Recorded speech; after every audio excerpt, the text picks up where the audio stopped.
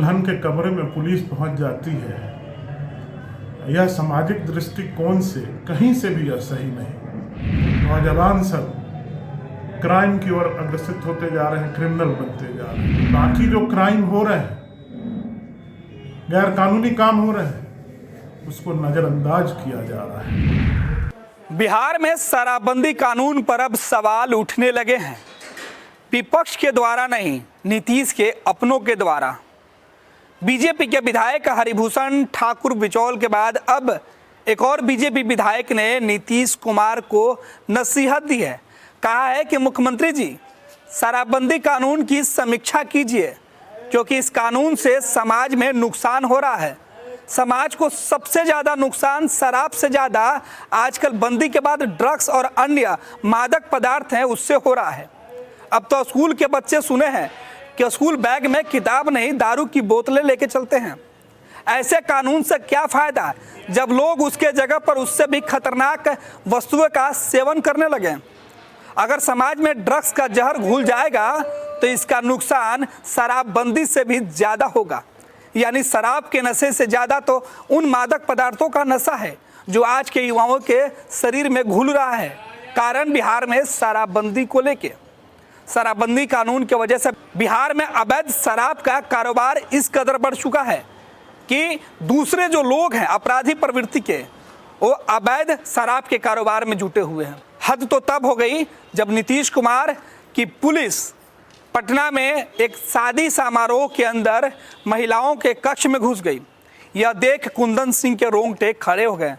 कुंदन सिंह के मन में नीतीश कुमार के पुलिस के इस एक्शन पर भी गुस्सा था। बजाते प्रेस कॉन्फ्रेंस के दौरान कुंदन सिंह ने नीतीश कुमार को सलाह दी है कि मुख्यमंत्री जी, शराबबंदी कानून की समीक्षा कीजिए। आपको बता दें कि विपक्ष भी यही बात कह रहा है, लेकिन नीतीश के जब अपने शराबबंदी पर सवाल उठाएंगे तो बिहार में एनडीए सरकार के लिए एक बार फिर से बड़ी शराबबंदी को लेकर मुद्दा बनेगा, क्योंकि 26 नवंबर को नीतीश कुमार एक बार फिर से शपथ दिलवाने वाले हैं कि ना शराब पिएंगे, ना शराब पीने देंगे, ना बेचने देंगे। और उसके ठीक पहले बीजेपी विधायक ने यह कहकर नीतीश कुमार के सामने चुनौती खड़ा कर दिया है कि शराबबंदी की पहले समीक्षा तो कर लीजिए। मेरा मानना है कि निश्चित रूप से शराबबंदी के ऊपर एक बार समीक्षा होनी चाहिए। कई सारी चीज़ें निकल के समाज के बीच में आ रहा है। मैंने देखा कि अभी एक शादी हो रही थी और दुल्हन के कमरे में पुलिस पहुंच जाती है। यह सामाजिक दृष्टिकोण से कहीं से भी सही नहीं। और प्रशासन पूरा का पूरा शराबबंदी पर लगा हुआ है। बाकी जो क्राइम हो रहे हैं, गैर कानूनी काम हो रहे हैं, उसको नज़रअंदाज किया जा रहा है। उसके कारण से मर्डर की संख्या में वृद्धि हो गई है और भी कई चीज़ें हो रही हैं। और मेरा मानना है कि शराबबंदी कानून के चलते एक पूरी आने वाली पीढ़ी बर्बाद हो रही है।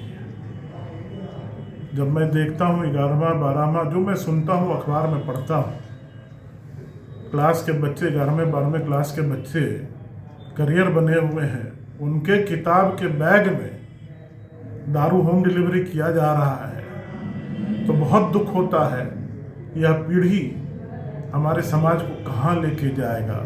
और उससे भी बड़ी चिंता यह है कि जो लोग इस गैर कानूनी धंधे में लगे हुए हैं, गलत रूप से धन कमा रहे हैं, वही सब लोग अभी जो पंचायत चुनाव चल रहा है उसमें भागीदारी भी ले रहे हैं, चुनाव भी लड़ रहे हैं।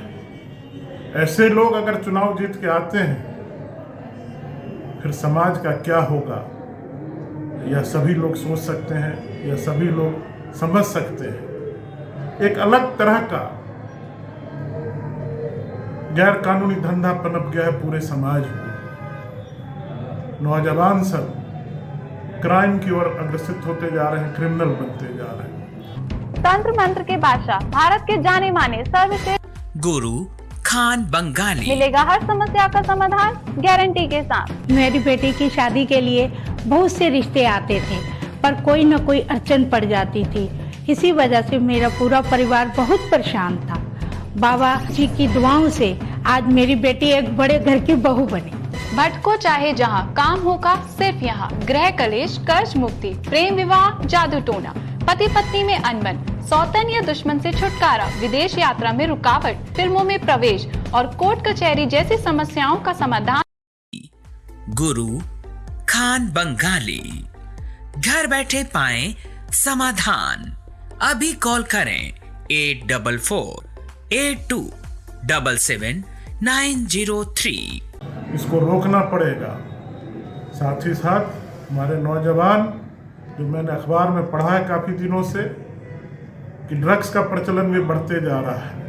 अब समझिए हमारे नौजवान पीढ़ी का हाल क्या होगा अगर जिस समाज में ड्रग्स घुस जाए, क्या हाल होता है। यह छुपा नहीं हुआ, कई उदाहरण इस देश में मिल जाएंगे आपको।